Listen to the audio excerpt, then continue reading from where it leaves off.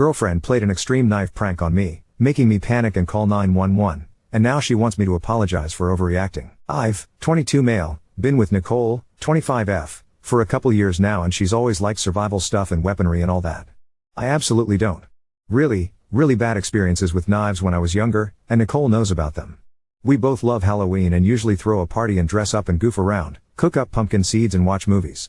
Anyway, the point is Nicole loves doing tricks with her knives, like 5-finger fillet, flicking it open and closed, twirling it etc., and she'll do it when we're watching a show or movie together, forgetting that I've asked her please not to.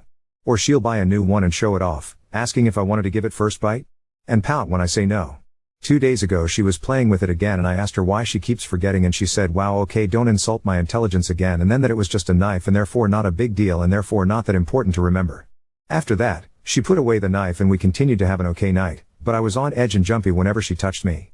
Yesterday she called me into the kitchen. Only she was playing 5-finger fillet. And I startled her and she messed up. Badly. I lost my cool. Screamed my head off, tried shouting what I knew about first aid at her while I raced to grab my phone, complete panic, dialing 911, only for her start laughing and show me that it was a prank involving red food dye and a carrot. She had a nice laugh about how I would have known it was a joke if I wasn't so squeamish about knives, that it's proof I need to get more comfortable, that anyone with passing knowledge knows that it doesn't look like that when something like that happens. She kept explaining how she did it, how she practiced, how she could show me, but I didn't even answer her. It was like my head was underwater and my heart was beating out of my chest. Just moved on autopilot and grabbed my keys and drove a few blocks away before pulling over to breath. Nicole tried to call me and the first thing I said was it wasn't funny at all, and she asked are you crying? Then I hung up on her. She kept texting me, saying she was sorry, that she didn't think I'd react so badly to a joke, that it was just meant to be good fun in the Halloween spirit. I ignored her. I texted her after that I was home but ignored everything else. This morning she sent the picture of the props to the group chat with a few of our mutual friends, and they chimed in saying it doesn't even look real. I've muted the chat since and I'm wondering if I have a leg to stand on before I go back and apologize. Edit 10:15 5:30 p.m. Further update here. It's overwhelming how much of a response this got, and I tried to read all of your comments. Some of them made me laugh, some warmed my heart, others had very hard truths that I still needed to hear, no matter how raw it left me. There are a lot of repeating questions and assumptions. First, we don't live together. At this point I don't think we ever will. Second, I stayed primarily because the good seemed to outweigh the bad. You remember the negatives more than the positive, so obviously I just had to remember her positive qualities instead of being swayed by my focus on the bad times. Plus it was always almost perfect after we had a fight, and I just assumed the boom and bust cycle was normal. I didn't know Nicole liked knives at first. A mutual friend, Crystal, who was in the group chat, and I met Crystal during a community college course, introduced us as I was new to the area and at first Nicole and I hit it off as we had a lot of shared interests, music, art, outdoors activity, going antiquing, wine, food and cooking. Just a lot of things. We started dating and eventually went on a camping and hiking trip, where she used a knife to split some kindlin, and she was pointing it toward herself. I remember telling her to watch out and she had me to relax because she did it all the time. She asked me if I wanted to do it myself and I admitted I didn't like knives. Later in the trip we drank by the fire and talked and that's when I told her about my trauma. She promised to protect me and I remember that exactly because I had the mental image of her fending off a mugger and I joked that she was my hero. My trauma has been brought up after that point, and neither of us were drunk at the time. My knife issues typically don't impact my daily life except to make me more apt to be very slow in the kitchen when chopping things. It doesn't seem like abuse, especially when we're good. When it's bad, it's really rough. I don't have really any other baseline as I was a late bloomer dating wise. My dad always said that you should both give 110% in a relationship but everyone argues. I thought working through the rough patches was normal. That's also why I was preparing to apologize, because it takes two in an argument so I am responsible as well and need to apologize for my part. In this case, ruining the night with my reaction. I did go through therapy to help cope with the initial incident surrounding my aversion to knives. I was a lot worse when it happened, to the extent where I couldn't have anyone point the knife in the direction of another living being, or certain songs on the radio that were playing at the time, or certain smells. I've made progress, but clearly not enough to stay with her and deal with her fidgeting with the knives. I will admit to backsliding a bit in that I seem a lot more anxious when I stay the night and can't stay asleep, or having more nightmares, which is why I believed her when she said I was overreacting. Also concerning the fidgeting, it's not a constant thing. Sometimes she'd go weeks without pulling the knife out. Sometimes she'd complain that I only focus on the fact she had used the knife, versus how long she had abstained, which seems reasonable to point out. Update 1. I did reach out to Nicole again yesterday to talk and I went with the intention of standing my ground and explaining things so she could understand my side. She greeted me with, "Thanks for gracing me with your presence," and asked if I was here to act my age and talk like an adult. She slammed the door behind me and pointed to the couch so we could discuss things. Nicole opened with my reaction was unreasonable and completely out of line considering the situation. I said that things need to change because the prank wasn't okay at all and she knows I have issues with knife violence, and I asked what was funny about the prank. She interrupted and said that ultimatums aren't part of any relationship, so I said I don't think this is working out for us. I don't think we're happy together. Nicole froze at first and I started to explain that the knife thing and our respective stances being so different is not fair to either of us. But she repeatedly asked, so you're going to break up nearly 3 years just because of this?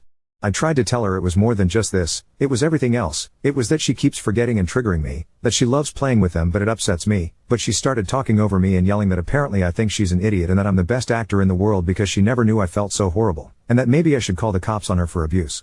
She grabbed her cell phone and offered it to me again and again, saying go on, call, but when I said we just need to talk, she interrupted with no you won't because you know, I know, we both know, no cop is going to arrest me for a joke. Also, I'm not very tall, 5 feet 9 inches, and she's only 5 feet 6 inches, but she was standing right in front of me while I was seated, so I couldn't get up without moving her. After throwing her phone on the couch next to me, she stormed into the kitchen shouting that she should get rid of all her knives because I'm so terrified. She threw a few into the sink and then the whole block of knives into the trash, the whole time asking what about this one? Too sharp? Too scary? When I flinched at the noises she said, oh, do you feel threatened? How do you think I feel when I have to defend myself against your feelings?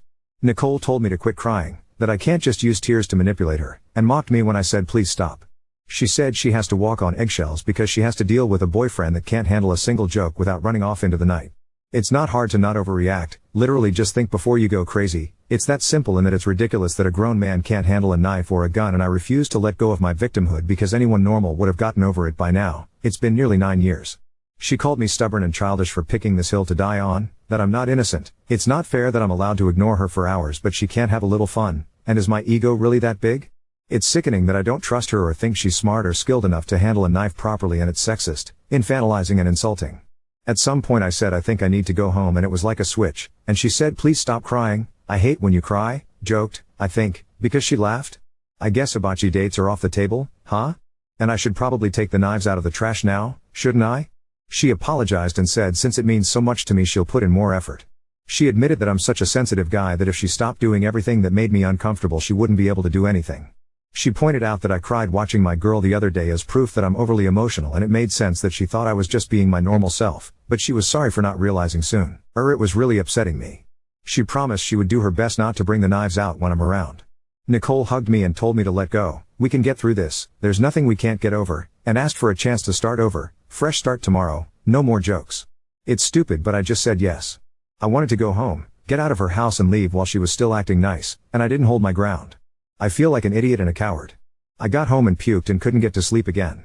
Today Nicole came and dropped off lunch and coffee for me, gave me a kiss and said she loved me, and all the old ladies in the office were gushing about how cute we are together.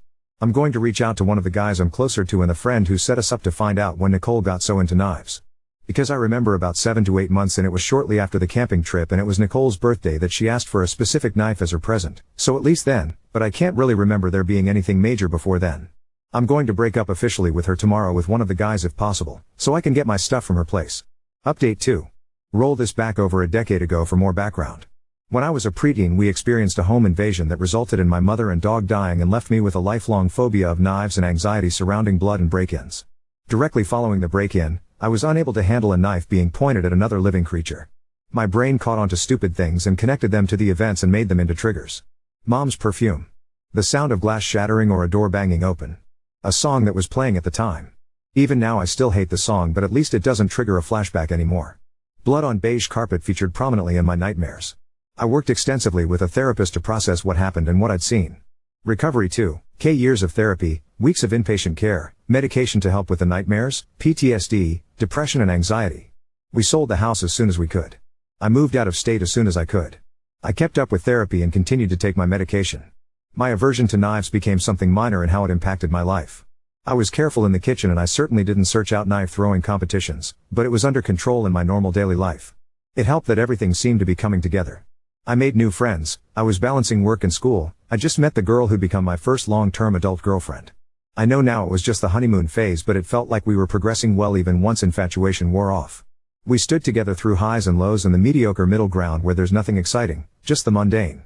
I thought that was the marker of a steady relationship, to be able to stick together even after the excitement of a new relationship has faded. We went on a few trips together, driving across state lines to meet her family or flying back to see my dad. On one of our trips we went camping and my fear of knives got brought up. That led to the break-in getting brought up. She seemed to care at the time, even promising to protect me if something ever happened and offering to help install a camera in my apartment. After the camping trip, I don't know if it was always there and I noticed it more after or what, but she started to be more obviously into knives. Practicing tricks in front of me, showing videos to me, starting a collection. She even asked for a knife for her birthday that year, showing me exactly which one she wanted. Before, she was into camping, into guns, which ironically I have zero issue with, and how to forage, make shelter, purify water, basic survival stuff, and artillery and tanks. She did multiple courses about military history in college and busted out the textbooks sometime, as if she remembered something she thought I would find interesting. But suddenly it seemed like her focus was on carving and skinning animals, on knife wounds and tricks and collecting and displaying knives. She started doing the tricks more often, in front of me, even when sitting next to me on the couch or at the dinner table. She would gesture with the knife without thinking and even pointed at me again, one of my major triggers being knives pointed at people or animals. She started sending me videos of news clips of other break-ins, or news reports of robberies ending in murder, between a bunch of other funny videos or pictures, so checking Snapchat became a game of Russian roulette. If I didn't check the links sent through text, she'd keep sending them and ask what I thought. She'd forget she had the knife in hand when she came up to me, sometimes from behind. My nightmares came back. My anxiety got worse. No matter how often I reminded her to please stop playing with the knife in front of me, or at least not next to me, she would always forget after a little bit. Some part of me refuses to believe there's no way she risked bodily harm just to unnerve me. It came to a head when she pulled a prank where she pretended to cut off a finger. We had a huge fight, our biggest one yet. I wish I'd acted differently and hadn't stormed out, but I did. There is a lot about my time with Nicole I would do differently in hindsight. I was so sure I'd just break up with her for good. I don't know why I didn't stay broken up with her. When I did it first, I did it alone because my friend Jack rolled his eyes and called me a PC for wanting backup. So I did it in a coffee shop instead, hoping the public I could be my backup. Nicole stared at me with this affronted expression and it was like I couldn't find the words anymore. Her eyes were huge and wide and hateful. Like I've never seen anyone glare at me like that. She gripped onto the cup like she was going to throw it at me. I had it in my head to bolt the second she moved because I could see it so clearly. But then she started crying, loudly, and kept asking why I would do this to her and that she hoped I found happiness with someone better since she clearly wasn't enough for me despite doing everything to be a good girlfriend. I felt like shit and people were staring so I wished her well and asked if she wanted me to call a friend but she told me to leave her the fuck alone so I did. I hate how I handled the breakup but it felt in the moment like autopilot. In short order I lost the support of our mutual friends who had become my only friends during my relationship with Nicole, which I understand as they knew her for much longer. Jack actually confronted me and called me a piece of shit for embarrassing her like that in public, calling me trash for leaving her sobbing alone and not even offering her a ride home. He wouldn't listen to my explanations and said I could excuse myself but everyone now knew what kind of guy I really am. People at work mentioned how sad it was that we broke up. I didn't feel like it was the place to explain my reasoning and after the confrontation with Jack I didn't feel like I had a right to. I felt like crap, like a shit person, and I felt numb. I tried to move on, to find a new normal. After about a month of us being broken up, she called me and begged for me to come over to help her. She was scared she'd hurt herself. I went to her immediately. I held her all night, helped her wash her hair after days of not being able to bring herself to. She admitted she'd done a horrible thing and that she couldn't stand how she'd treated me, that she wished she could go back and change so we could still be together. Didn't know how to address that, so I just stayed with her the whole night, and the next day at work she came by to drop off a homemade lunch and to thank me for being there for her. I stupidly let myself get sucked back in. I get that it's my alt. Coffee in the morning became dinner and drinks out became movie nights and going to shows and flea markets together because we still had similar interests. One time she even noticed a booth with knives and directed us away, and while yes it wasn't necessary as I could see a knife display and not be freaked out, it was a nice gesture because before she would have gone there and either bought one herself or asked me to buy it for her, one of multiple changes that made me think maybe she was truly making an effort. That at the least maybe we could be friends again. I started to get invited back into the group somewhat. 2 months later she kissed me. We were both drunk and it didn't go any further. I didn't talk to her about it because I thought she didn't remember, but then she approached me to ask if there was any salvaging us, if she'd proven that she was different now and things would be better. I thought maybe. I stayed, because she really had been so sweet, it was like starting over, and we got back together. I was permitted back into the friend group in full, though Crystal had stopped talking to everyone and Jack still refused to talk to me, and while it was awkward at first, soon enough we were acting like we'd never stopped being friends for even a minute. It felt so good to go back to normal, it was like a weight off my chest and like I could breathe again. It was nice for a while. She was so careful about the knives thing and it really did feel so normal and steady. Sure we had small fights but we always made up shortly after and she'd be overwhelmingly loving after the fact. It felt like it was before, so it felt normal. I can't pinpoint when it started to creep back, but maybe when she started watching documentaries on her phone with the sound up high while sitting next to me, or when she'd poke or grab me while I was cutting up dinner then laugh at my startled response. Or she'd scoff if I teared up watching or reading something then tell me later that it was out of fondness not exasperation and I really needed to stop reading so much into it. Or she'd yell at me for forgetting something that she never even told me about, and then the next day she'd get frustrated that I didn't insist properly that she was mistaken. Like it was all small things that on their own weren't even that big of a deal and I didn't feel like I could just speak up about it or else I was nitpicking her. In hindsight I was making excuses and clinging to when she was nice to me, trying to do anything to make sure we just stayed happy and without bumps. Part of it was that I knew now that I'd be alone, that no one would understand why I'd throw away a good relationship, that being with her was the best thing that could ever happen to me. We moved in together 4 months after our getting back together.